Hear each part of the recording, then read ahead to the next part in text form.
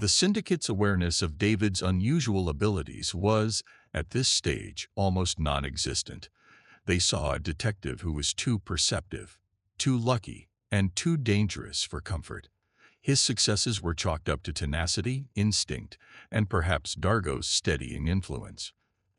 They had no framework to understand the faint flashes of energy that sometimes bled off him, the strange burns that left no physical mark, or the uncanny accuracy that made his shots land with surgical precision.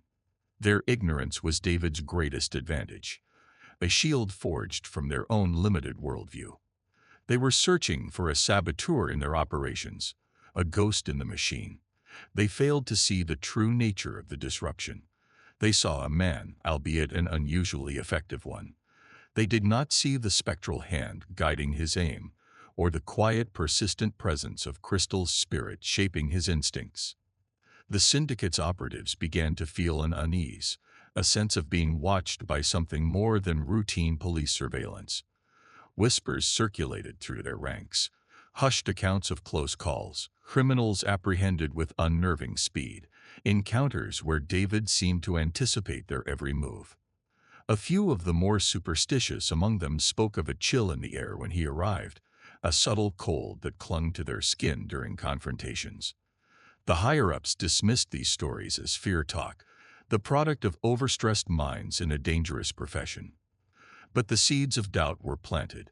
They were accustomed to outsmarting the law, bribing their way out of trouble, eliminating threats with brute force. This was different.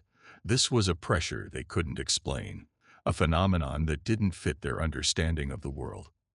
Henninger, insulated by wealth and layers of intermediaries, remained detached from the growing whispers. His focus stayed on the bottom line: smooth shipments, quiet nights, predictable profits. The police were obstacles to be managed, circumvented or neutralized through political maneuvering and carefully timed distractions. He had no idea that the real threat to his empire wasn't a badge and a gun, but a man tethered to a spirit that had slipped out of the Earth's natural cycle. He saw David as a persistent nuisance, a fly buzzing around his head. He was preparing to swat it away with the tools he trusted: money, influence, and, if necessary, violence. He was blind to the deeper truth, that David was no longer just a detective, but a vessel for a force that didn't care about the syndicate's earthly concerns. Lenny Tavern, however, was more attuned to the subtle shifts in the criminal landscape. He'd spent his life navigating the treacherous currents of the underworld, and he recognized the signs of something beyond the ordinary. He saw the fear in his subordinates' eyes after encounters with David, the almost superstitious dread that clung to them. He heard the accounts of David's impossible timing, the stories of him appearing out of nowhere, of shots landing with chilling accuracy even in the darkest conditions. Tavern, a pragmatist at heart, began to suspect that David had some kind of advantage, something hidden, something dangerous. It was this growing suspicion that pushed him to reconsider the syndicate's usual protocols for dealing with law enforcement. He started to think a more direct, more forceful approach might be necessary. An approach that would neutralize David before he became an even greater threat.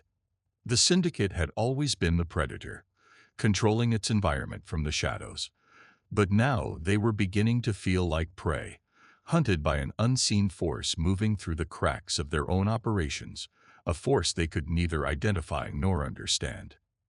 The shadow over Castle Dam was deepening, and in their arrogance, the syndicate was about to step directly into its path.